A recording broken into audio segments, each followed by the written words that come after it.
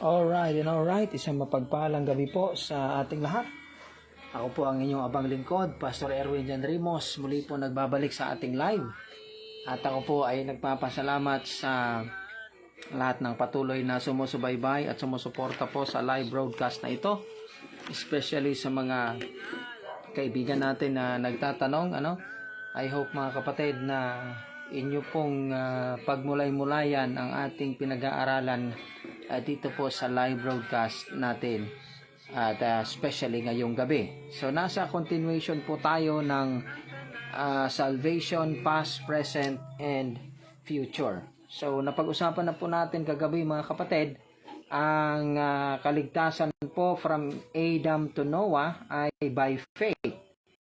So ang mga talata po natin ay Hebrews 11:4-7, Genesis chapter 3 verse 15, Genesis chapter 3 verse 21. Yan po ang ating mga talata. From Abraham to the death of Christ. So natapos na po natin ang Old Testament mga kapatid, So let me explain to you ito pong ating graph, kung ano pong ibig sabihin nito. So meron po itong ito po ay pag-aaral from Genesis to Revelation, eternity past to eternity future. So ang topic po natin ay salvation. Okay, past, present, future.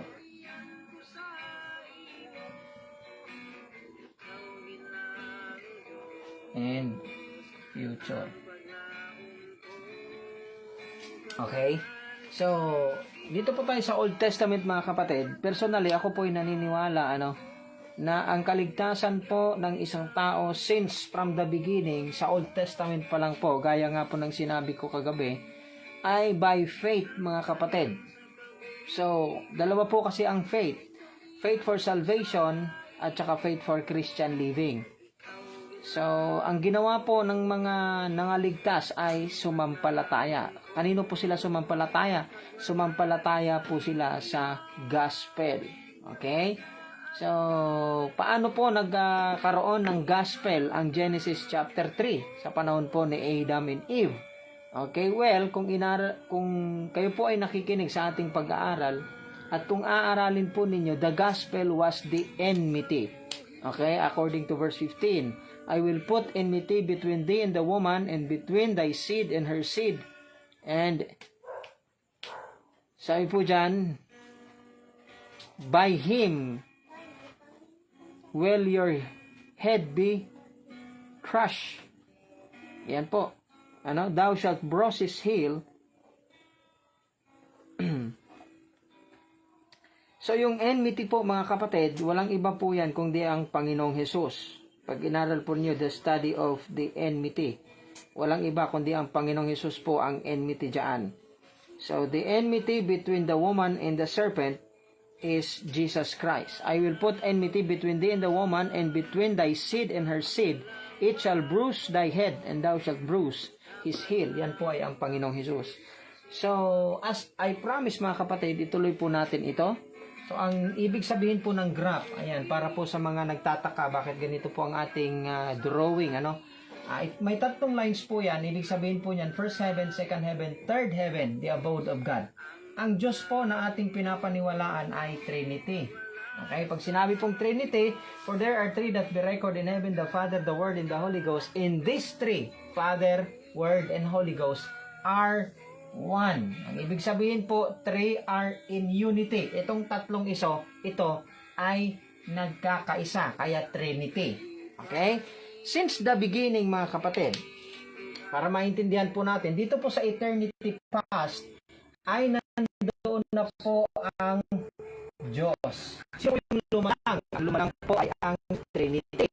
God the Father, God the Son, and God the Holy Ghost. Bakit ito?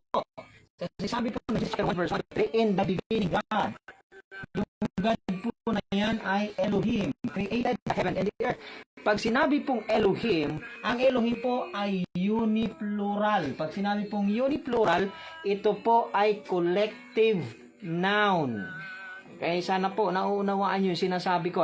Pag sinabi pong God, ito po ay collective noun. Halimbawa po ng collective noun ay family. team, people, collective noun po mga yan. Singular po ang form ng mga noun na yan, pero ang po ay plural. Okay, doon po sa nagtatanong, di dapat gods. Hindi ka nag-iisip sa tinatanong mo, kaibigan. Okay, hindi mo na kailangan lagyan pa ng S ito. Para ang maging meaning niya ay more than one. Okay, kasi Elohim na yan eh.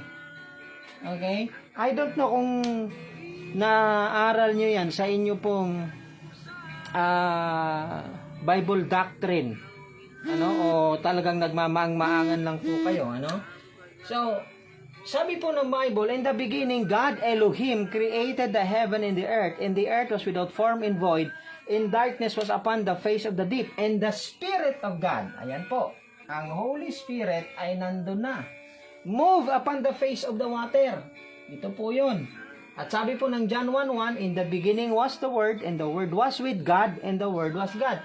Kasama na po ng Father, kasama na po ng Spirit, Holy Spirit, or Holy Ghost, ang Word. Sino yung Word? Word is Jesus Christ. His name is called the Word of God. Yan po ay si Jesus Christ. Hindi po yan verbo, mga kapatid, na yung word na lumalabas po sa bibig. Hindi. Yan po ay logos. Okay? So sana po, nakikita ninyo ito. Mag-antay ka, kaibigan, kapag ako po ay nag-lesson na ng Trinity. Ayan, dun mo iubos lahat ng iyong tanong at dun mo mauunawaan. By the way, meron na tayong lesson ng Trinity, Biblical Trinitarianism sa ating YouTube channel. Ang YouTube channel po natin ay Throughout the Bible. Sa mga interesado po na makinig sa ating view patungkol sa Biblical Trinitarianism, ang view po na ito ay ibang-iba sa mga nababasa po ninyo. Kasi hindi ho tayo bookish. So we study our Bible carefully. Bible po ang pinag-aaralan natin. Sa baba naman po, itong tatlong lines ay signifies cross, mantle, core. At sa core, mga kapatid, mayroon pong tatlong division ang core na yan. Yan po ay ang Sheol. Okay? Ito po yung location ng impyerno. Okay? Mayroon po yung tatlong division.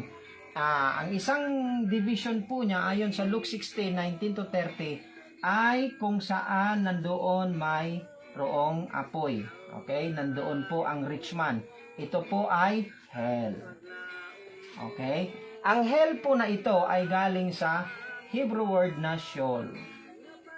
Okay? Na kung saan napuntahan po ng rich man. Ito po ay may apoy. Tormented in this flame. In the heart of the earth po yan. Okay? So, dito naman po sa kabila, ito po yung hell pa rin po ito, o Sheol pa rin po ito, but translated to pit in the Old Testament. Okay? Ito po yung bottomless pit.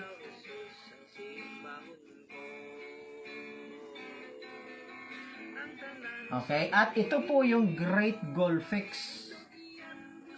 Ayon sa Luke 16. Na kung saan nandito po yung mga fallen angels, Jude 1:6, nakakulong. Ito po yung bottomless pit na kingdom ni Satanas, Abaddon, Apollyon. Siya po yung king rito. Okay? Kaya nakakalabas-labas po siya. Itinapon na po siya dyan, pero mautak. Okay? Ito naman pong kabila, palitan natin ng kulay, ito po ay green. Kasi nandito po yung Sheol rin po ito, underworld po ito, underworld, ano? Ito po ay Sheol, translated to grave. Pinupuntahan po ito ng mga Old Testament saints na ligtas. Okay? Ito po yung Abraham's bosom.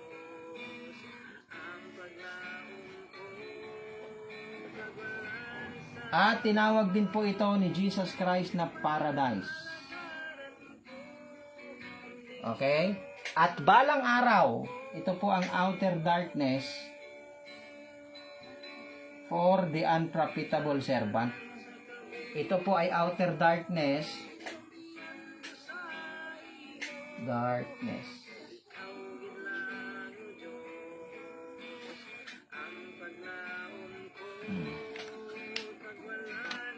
Outer darkness po ito para kay Satanas.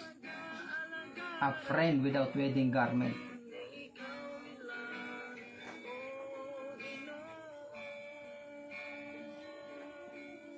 Ito naman pong kabila ay outer darkness for the children of the kingdom.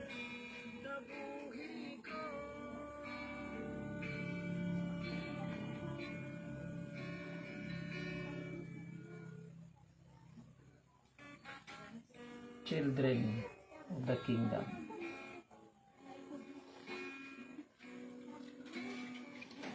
So wag nyo po kaming ihalintulad sa mga Ang outer darkness po namin na pinapaniwalaan, lalo na ako po, wala po akong dadamay. Itong tatlong bahagi po ng whole counsel of the Word of God po ang Biblia, mga kapatid. So, tapos na po tayo sa number 1 and number 2, from Adam to Noah, from Abraham to the death of Christ. Pasok na ho tayo sa pangatlo. Okay? Ang pangatlo po ay from John the Baptist to the rapture of the saints. Okay?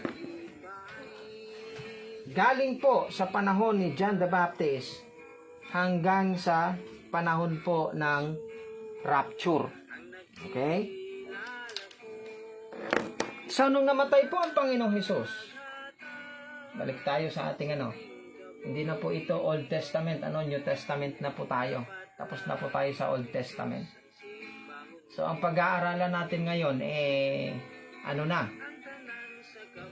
New Testament na po. Okay, magsimula muna tayo doon po sa crucifixion ng Panginoong Hesus. Para pa ulit-ulit po ninyo ma-remember. When Jesus was crucified, sinabi niya po sa believing thief, "Today thou shalt be with me in paradise." Hindi po sila umakyat. Lagi ko pong sinasabi yan, hindi po sila umakyat. Nung sinabing paradise, ang paradise na yon ay nandito po sa heart of the earth. Dito po pumunta si Jesus at ang believing thief. As Jonas was 3 days and 3 nights in the whale's belly, also the Son of Man be 3 days and 3 nights in the heart of the earth. Pagkatapos po, itong lugar na ito, ang occupants. Remember that word. Yung mga occupants po ay kinuha na according to Matthew 27, verse 51 to 53. Okay? And the earth did quakes, and the rock rents, and many bodies of the saints which slept arose, and went into the holy city, and appeared unto many after his resurrection. Ayan, ito pong occupants nito ay wala na dyan sa Abraham's bosom na yan. Okay, at napunta na po yung paradise na yan dito po sa third heaven. Nandito na po ngayon ang paradise. Kaya sa vision po ni Paul sa Road of Damascus, siya po ay caught up into the third heaven sa paradise. So ito po ang lugar na ito ay para sa mga ligtas. Lugar po talaga ng mga ligtas ito, pero bahagi po ito ng impyerno na tinawag na grave, Abraham's bosom, at ito po ay tinawag na paradise ng Panginoong Hesus. Okay? So mahalaga po yan na inyo pong alam yan dahil para kung mayroon ho kayong i-accuse sa amin, tamang accusation naman. And I am not afraid of anybody, mga kapatid. Okay? So, ngayon po, sa panahon natin ngayon, church age na, para lagi po tayong updated sa mga sequence of events. Church age na po tayo ngayon, mayroon po mga naglilingkod. Upon this rock, I will build my church, Matthew 16:18. May mga naglilingkod po na mga members sa church na tunay na itinatag ng Panginoong Hesus. Pero sa panahon natin ngayon, meron pong mga ligtas na loko-loko. Hindi po nakapaglingkod. Mayroon iba nasa loob, pero naglalaro sa gawain ng Panginoon, mga kapatid. Ay darating po ang judgment seat pagkatapos ng rapture. Magkakaroon po ng rapture o judgment seat. So ang kaligtasan po sa panahon natin ngayon, dito po sa church age. Ayan. Sa panahon natin ngayon, ang dami na po nagtuturo nito. Kailangan daw magpabautismo sa church. Kailangan magtiis hanggang sa wakas para maligtas. Sumampalataya lang, wag nang mag-repent. Believe only. Yung mga ganyan, ang dami na po. So what is the teaching of salvation in this era, mga kapatid? Nung si Jesus Christ po ay nag-preach, okay? Grace period na po kasi ito. Itong church age po na panahon natin ngayon ay nasa loob po ng grace period. Pagkatapos ng grace period, papasok po ang tribulation period. Pagkatapos ng tribulation period, papasok po ang kingdom period. Okay?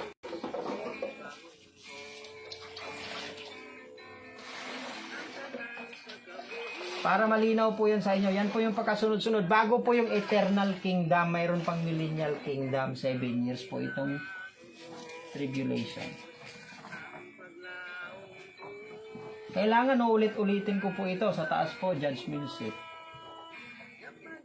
Marriage supper of the Lamb. Battle of Armageddon. Okay? So sa panahon po natin ngayon, church age, from John the Baptist is the forerunner of the Lord Jesus Christ. Okay, siya po yung nag-prepare ng daan. Kinopya lang po kasi ng Panginoong Hesus yung kanyang preaching sa preaching po ni John the Baptist.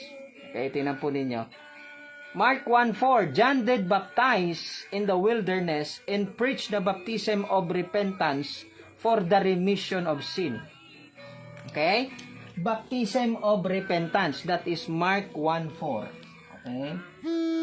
Alam niyo po ba kung ano yung ibig sabihin ng baptism of repentance? Okay? Ano po ang ibig sabihin ng baptism of repentance? Pinipreach daw po ito ni John para ang lahat po ng kanyang maipreachingan ay maibaptize. Ang baptism nga ba ni John the Baptist ay nakakapagligtas? Dahil kasama po ito sa kanyang preaching of the baptism of repentance. Kailangan inaaral po natin ng maigi ang Bible. May mga talata na nagsasabi po, not of works, lest any man should boast. Okay? Kaya mahalaga po ito. So ano po ang ibig sabihin nito? Punta tayo sa Acts 13:24. When John had first preached before his coming, the baptism of repentance to all the people of Israel.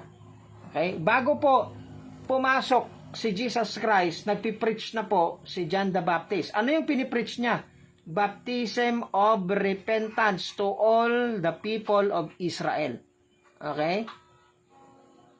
Talagang yung preaching talaga is for the people to repent. Kaya kung nagpipreach ka, tapos hindi repentance yung pinipreach mo, hindi mo kinokopya yung talagang pinipreach po ng bloodline ng Panginoong Hesus. Okay? Acts 19:4. Then said Paul, John verily baptized with the baptism of repentance. Alam mo kung ano yung laman nung preaching ni John the Baptist? Ito yung laman, sabi ni Apostle Paul. Ito yung baptism of repentance. Ang baptism of repentance, mga kapatid, hindi po ibig sabihin kasama ang water baptism sa kaligtasan. Tingnan po ninyo. Verse number 4. Then said Paul, John verily baptized with the baptism of repentance, saying unto the people, that they should believe on him which should come after him, that is on Christ Jesus. Pakinggan mo ako maigi, kaibigan, kapatid. Bago ibinabaptize ni John the Baptist ang kanyang mga pinagpipreachingan sa Israel, pinipreach niya muna na sila po ay sumampalataya kay Jesus Christ bago po sila magkaroon ng water baptism. So, salvation first before water baptism. Ewan ko kung meron na pong nakapagturo sa inyo ng ganyan. So, that is Acts 19 verse 4. Ang baptism of repentance ay sisiguraduhin muna ni John the Baptist na sila ay sumasampalataya sa Panginoong Hesus bago sila ibabaptize. Alam nyo ba na nagkaroon po ng debate ang mga disciples patungkol sa kaligtasan? Alam yan ang mga talagang nagbabasa po ng Bible. At ang pinaka-conclusion ng lahat, kasama po si James rito. Kaya kung ikaw ay nagtuturo ka na yung kaligtasan ay kailangan may kasamang baptism at kailangan may kasamang gawa para ma-preserve mo yung kaligtasan, mali po yung mindset na yan. At gagamitin mo yung aklat ni James. Alam mo ba na mismong si James ay nag-agree po kay Apostle Paul nung sila po ay nagkaroon ng meeting na kung saan pinag-uusapan nila kung paano ba talaga ang kaligtasan sa panahon natin ngayon. Tingnan po ninyo. Acts 15 verse 1 to 13. Acts 15, sulat ko po. Acts 15 1 to 13. Yan, mahalaga po ito, ang mga talatang ito. Hindi nyo po ito makukuha sa libro, ano? Sa Bible nyo po ito makukuha. And a certain man came down from Judea, taught the brethren. Sa church na po ito. And said, except ye be circumcised after the manner of Moses, ye cannot be saved. Oh, yan, katulad din yan sa panahon natin ngayon. Ang daming gumagamit ng verse, believe and be baptized. Yung mga ganyan. He that believeth and is baptized shall be saved. Para po i-credit ang kanilang reliyon, ang kanilang simbahan, ang kanilang bautismo. Hindi mo nga alam kung saan galing yung authority nila na gumagawa sila ng baptism. Tingnan po ninyo, nagkaroon ng ganyang klase na pag-uusap. Hindi raw maliligtas kung hindi sila sasang-ayon at sumunod sa circumcision na ginawa nila Moses. When therefore Paul and Barnabas had no small decision and disputation with them, nakipag-dispute po, nakipag-debate, nakipag-reason out sila Apostle Paul at Barnabas. With them they determined that Paul and Barnabas and certain other of them should go up to Jerusalem and to the apostles and elders about this question. Wala na po ito sa panahon natin ngayon. Yung kapag merong pag-uusapan, magtitipon-tipon yung mga theologian, yung mga elder at mga apostles, mga disciples of the Lord Jesus Christ, para pag-usapan. Ngayon po sa panahon natin, siraan na lang yung gagawin. Gaya po nitong Trinity, hindi na ito pinag-uusapan, hindi na ito dinidiskasan. Gaya po ng outer darkness, hindi na ito pinag-uusapan sa ngayon. Alam mo yung pinag-uusapan sa ngayon, paano magsiraan sa bawat isa. Ganyan na po yung panahon natin ngayon. Kaya ko po ginawa itong live na ito kasi ituturo ko na po sa buong mundo kung ano talaga ang outer darkness na pinapaniwalaan ko. And nobody can stop me. Tandaan mo yan, kaibigan. Alright? So dumating po na nag-usap po sila, pumunta po sila sa Jerusalem. And unto the apostles and the elders about this question. And being brought on their way by the church, they passed through Phoenicia and Samaria, declaring the conversation to the Gentiles. And they caused great joy unto all the brethren. And when they were come to Jerusalem, they had received of the church and of the apostles and elders, and they declare all things that God hath done with them. Ayan po. There rose up a certain of the sect of the Pharisee, which believed, saying that it was needful to circumcise them, to command them to keep the law of Moses. Ayan pa, dinagdagan pa yung law. O yung mga faith plus works dyan. Ito kayo, ito yung contribution nyo. And the apostles and elders come together for to consider this matter. O dapat magkaroon ng ganyan. we go together and consider the matter and talk about it and dispute about it, yun yung tinatawag po na symposium. Kaso, ang ginagawa nyo sa symposium, debate. Pati symposium at saka debate hindi nyo alam. Kaya, kawawa yung bagong Pilipinas. And when they had been much disputing, Peter rose up and said unto them, ayan na, nagka-dispute na po sila. Okay? Nung nagkakagulo na sila, tumayo po si Peter and said unto them, men and brethren, you know how good while ago God made choice among us, that the Gentile by my mouth should hear the word of the gospel, and believe. And God which knoweth the hearts bear them witness, giving them the Holy Ghost, even as He hath did unto us.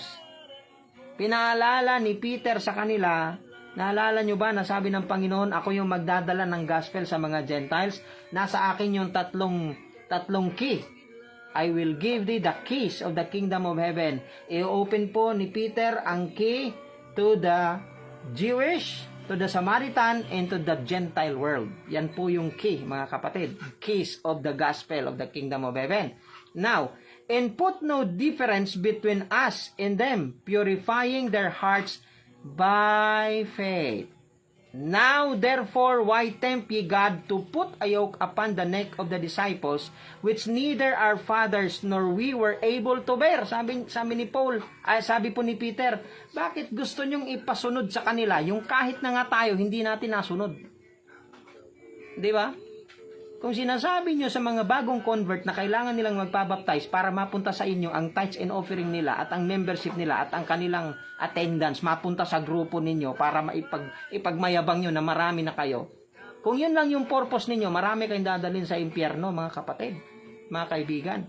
Kasi ang kaligtasan po ay sa pananampalataya sa Panginoong Hesus. But we believe that through the grace of our Lord Jesus Christ, we shall be saved even as they. Then all the multitude kept silence and gave audience to Barnabas and Paul, declaring the miracles and wonders, and wrought among the Gentiles by them. And after they had held their peace, ayan po si James. James answered saying, men and brethren, hearken unto me. Nag-agree po dyan si James na nagdi-declare na lahat tayo, kahit na ang mga Hudyo, kahit na sila Moses, ayan po, nandyan sa topic nila, saved by the grace of our Lord Jesus Christ. Okay, saved by grace po. Kaya, kapag grace, no more works. Kapag works, no more grace. Kapag yung kaligtasan na yan, sa panahon natin ngayon sa church age na ito, ano man pangalan ng simbahan mo, galing man yan sa langit, pag nagtuturo ka ng kaligtasan ay by faith plus works, mali po yan. By faith plus works plus baptism plus enduring, maling-mali yan. Kaya ang panahon natin ngayon ay saved by grace through faith. Kapag hindi ganito, ang kaligtasan mo, saan mo kaya kinuha yung doctrine na yan? Okay? Mahalaga po na alam natin itong mga talatang ito. Ephesians 4:30, we are sealed until the day of redemption. Kapag ikaw ay sumampalataya, sealed ka hanggang rapture.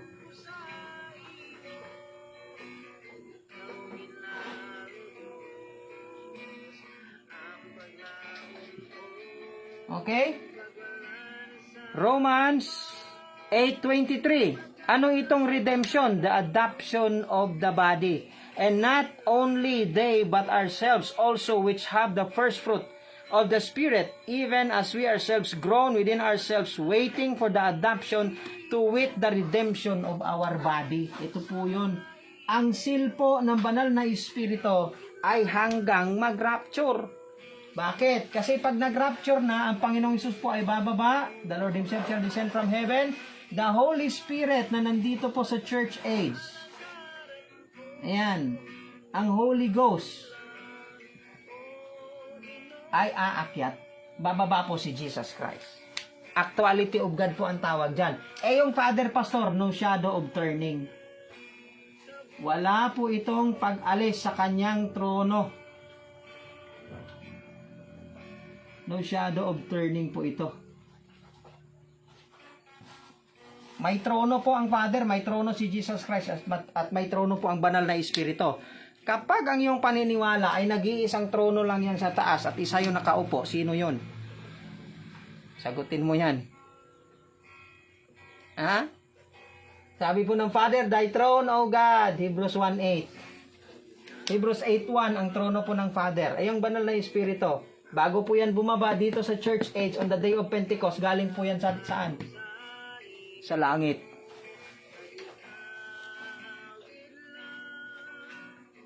Antayin mo yung lesson ko sa Trinity, mga kapatid. The 7 approaches understanding the biblical Trinitarianism. Antayin mo yan, huwag kang masyadong magmamadali. Okay? So, ang salvation po sa panahon natin ngayon ay by grace through faith. Okay? By grace through faith. Hanggang kailan po? Day of Redemption. Alam nyo po ba na dito po sa tribulation period ay meron pang maliligtas? Pagkatapos po ng church age, magkakaroon ng rapture. Pagkatapos ng rapture ay may judgment seat sa itaas, marriage supper of the Lamb. Yung mga may reward na may crown, papasok po sa marriage supper of the Lamb, enter now into the joy of thy Lord. Yung mga walang reward na mga loko-loko na mga Kristiyano na na-rapture dahil sa kanilang pananampalataya sa Panginoong Hesus, nangaligtas po sila, itatapon yung walang reward sa outer darkness. Unprofitable servant. Servants. Yung servants po na yan ay pagmamay-ari ng Lord na may divinity according to Matthew 25.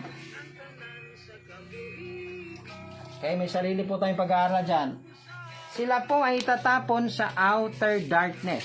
Ano yung outer darkness na yan? Outer darkness for the unprofitable servant. Outer darkness for Satan. Outer darkness for the children of the kingdom. Sana po maliwanag ito. Paulit-ulit ko po ito. Every time na magla-live ako, paulit-ulit po itong tatlong ito. Kasi ito po yung gusto ko talagang maunawaan ng lahat sa buong mundo. Alright? So, pagdating po ng tribulation period, meron pa pong maliligtas. Alam nyo ba na rito, meron pang pupunta ng impyerno rito? Ha? Yung mga 100 years old na mamamatay na children of the kingdom, mapupunta po rito. Dito sa millennial kingdom. Explain natin yan mamaya. Uulitin ko po, wala po ito sa libro. Okay? The 7 years tribulation period. Matthew 24 verse 13. Dito na po, ang maliligtas rito ay ang tinatawag na nag-endure unto the end.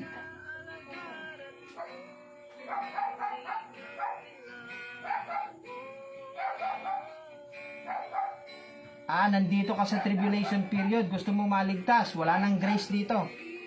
Ito po ay outpouring of the wrath of God. Okay? Paano maliligtas ang mga tao rito po sa tribulation period? Okay? But he that shall endure unto the end, the same shall be saved. Sino po daw yung mag-i-endure unto the end? Dalawa po ang end. Dito. End of the tribulation period, which is the Battle of Armageddon, or end of their life, sila po ay pupugutan. Okay? Dalawa ang end. So, unang end, two kinds of enduring unto the end.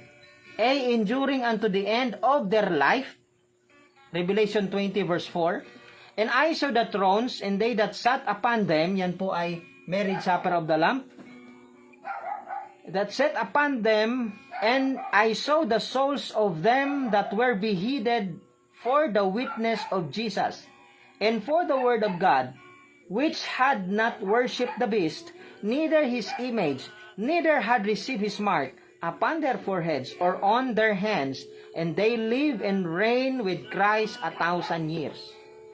Okay? Yung mga beheaded witnesses na nandito po sa tribulation period ay mararapture kasabay po ng marriage supper of the Lamb. Yung mga beheaded witnesses makakapasok dyan at sila po ay, ano raw ang sabi? They shall live and reign with Christ 1,000 years. Dalawa po ang nakuha nila. Salvation plus reward. Beheaded po sila, kaya sila naligtas. Nag-injure po sila hanggang sa end ng kanilang end of their lives. Beheaded. Dalawa po yung nakuha nila. Bakit? Kasi kapag naglingkod ka, makukuha mo reward. Kapag sumampalataya ka, ang makukuha mo salvation. Dito po, listen to me very carefully. Huwag nyo kakalimutan yung term na ito. Sa tribulation period, ay hindi na by grace through faith. Okay? E ano na, pastor? By enduring unto the end because of faith.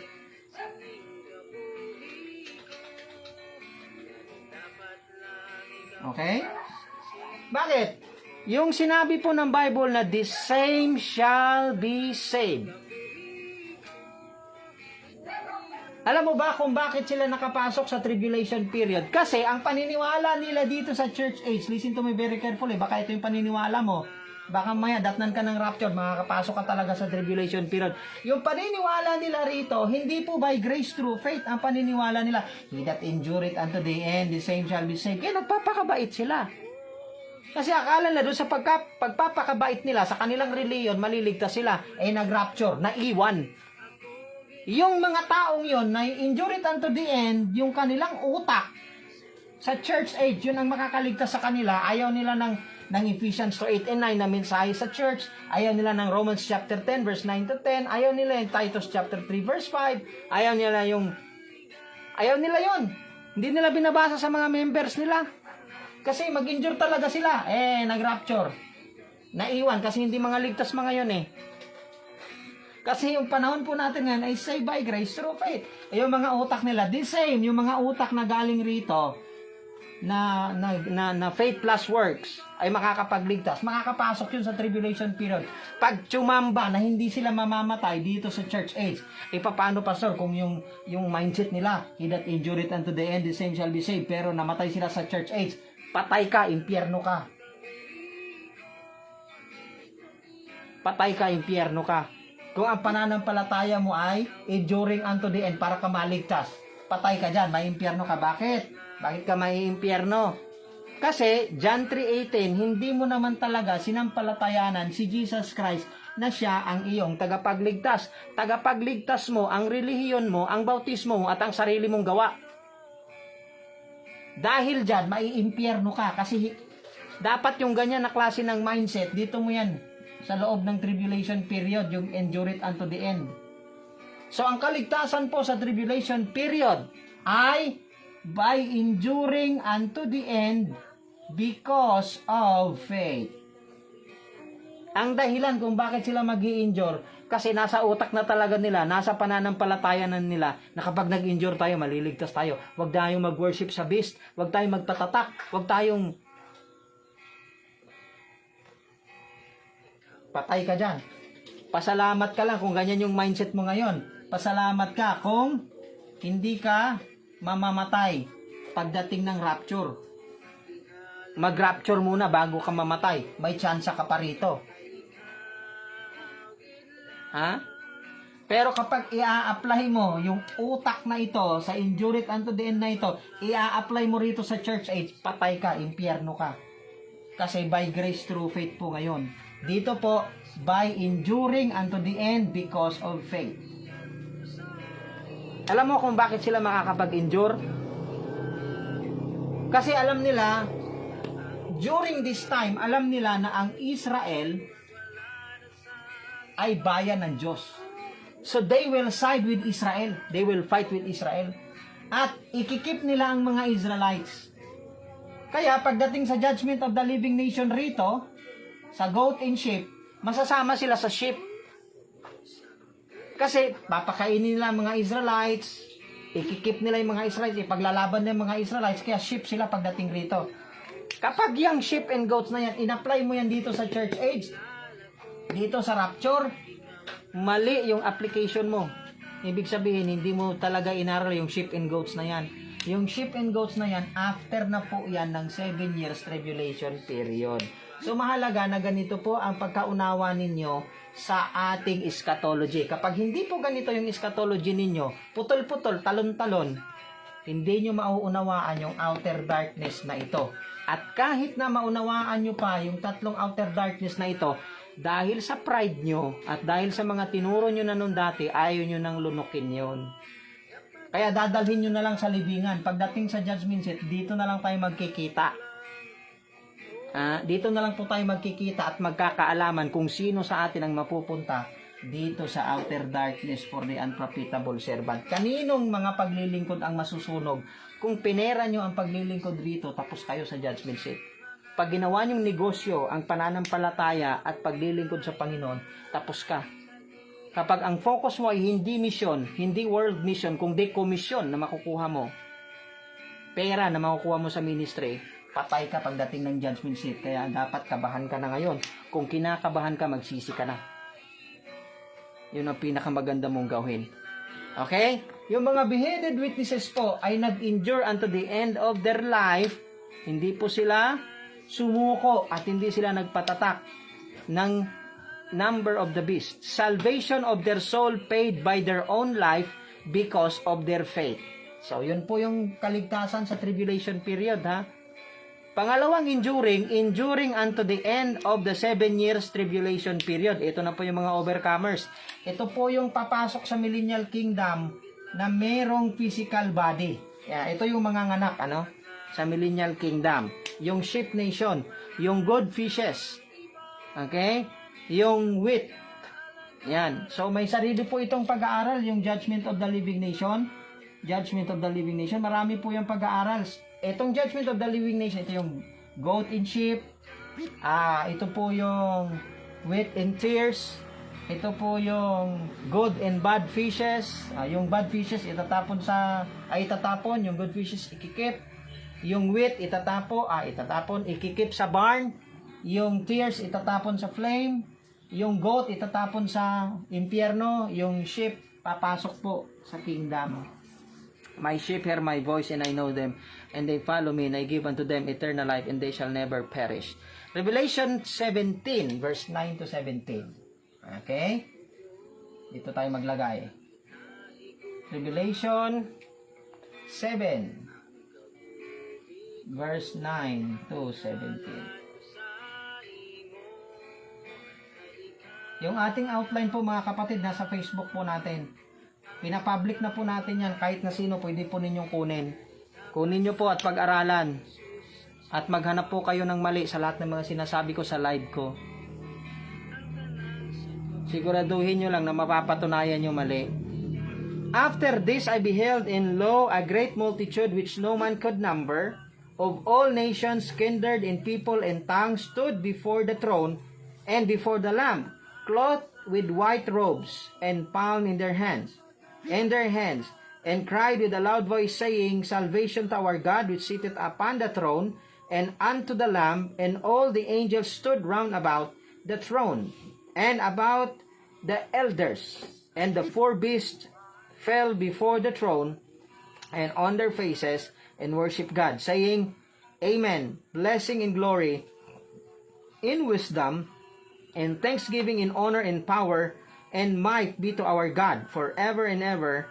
And one of the elders answered, saying unto me, What are these which are arrayed in white robes, and which come they?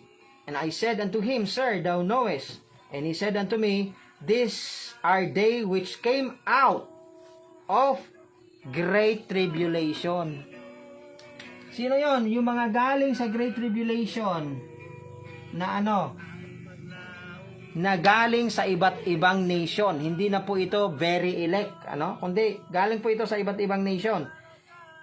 And have washed their robes, and made them white in the blood of the Lamb. Wherefore the throne of therefore they are before the throne of God, and shall serve him day and night, and in his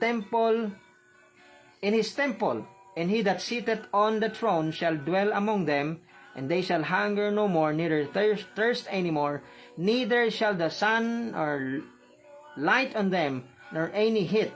For the Lamb which is in the midst of the throne shall feed them, and shall lead them into living fountains of water, and God shall wipe away all the tears from their eyes. Okay? So yan po ay galing sa tribulation period. So merong ship na makakapasok rito. Okay? Ang makakapasok po rito ay good fishes. Makakapasok dito ay wheat sa mga parables po ni Jesus. Sila po yung survivor, mga kapatid. Mga survivor po sa end ng 7 years tribulation. Now ngayon, paano sila naligtas?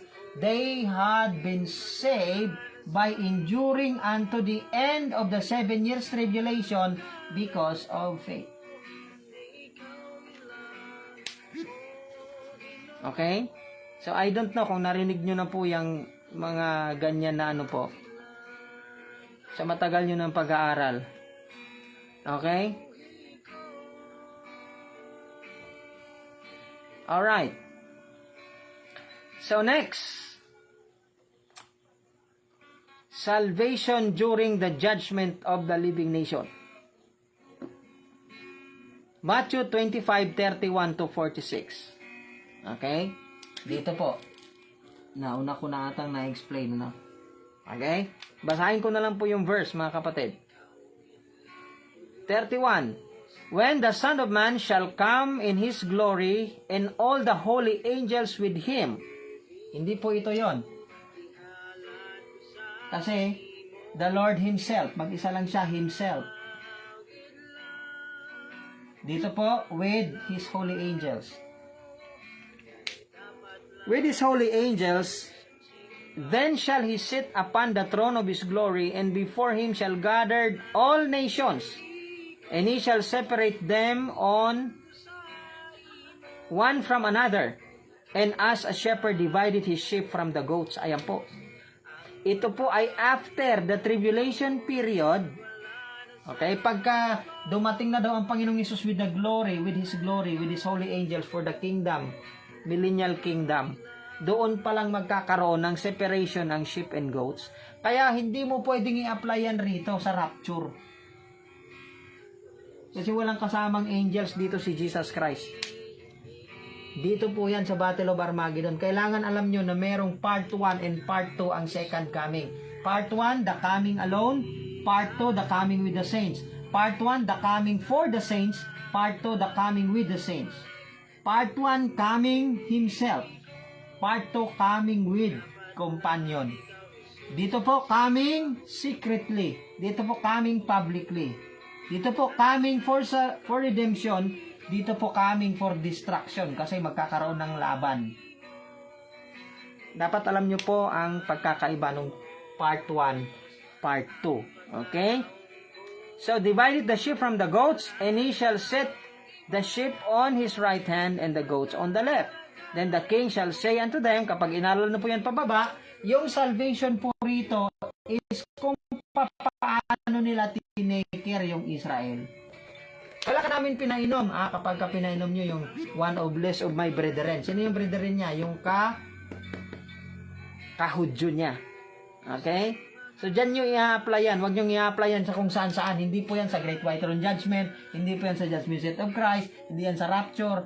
Alam nyo kung bakit nagkakamali-mali po yung application dito sa Judgment of the Living Nation bago pumasok ng Millennial Kingdom? Kasi, nagtuturo na kayo, hindi nyo naman talaga alam yung pagkasunod-sunod.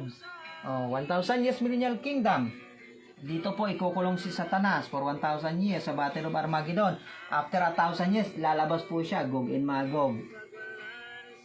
Dapat memorize nyo po yan kung magtuturo man po kayo ng eschatology. Okay, Gog and Magog. After ng 1,000 years na yan. Pagtapos po ng Gog and Magog, ito, mariresurrect na sa second resurrection. Tapos, pagkatapos po ng second resurrection, Great White Throne.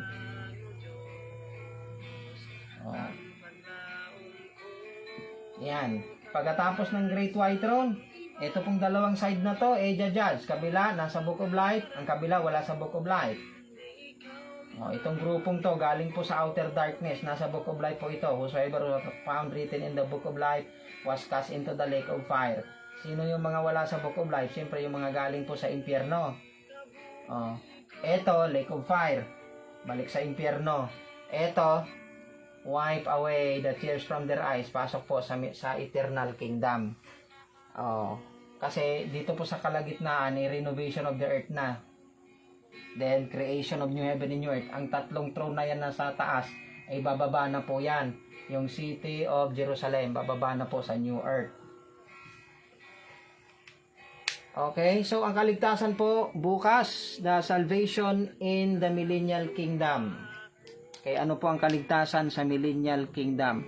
So, sheep and goats, those who will take good care of the Israelites during the 7 years tribulation, persecuted by the great red dragon, salvation of the body and soul by good works because of faith and what is right. So, yan po ang kaligtasan sa Great White Throne, sa Judgment of the Living Nation. So, bukas na naman po yung Millennial Kingdom. Ano po yung kaligtasan sa Millennial Kingdom? Paano mamamatay yung mga 100 years old? Wag po kayong umabsent. Bukas po ng gabi. So, yan po ang magiging lesson natin. So, maraming salamat po. Our time is already 10, kaya magtatapos na po tayo. Salamat po sa inyong mga panahon at time na ipinagkaloob tayo pumanalangin. Amang banal, dakilang Diyos, thank you very much, Panginoon, sa pagkakataon na ito pong mga natutunan namin sa inyong mga salita ay magkaroon po ng malaking bahagi sa puso namin upang kami po ay lalo pa maging matatag sa pananampalataya. At alam namin kung ano po ang mga dahilan at alam namin kung saan po i-apply at ilalagay ang mga verses na aming nababasa.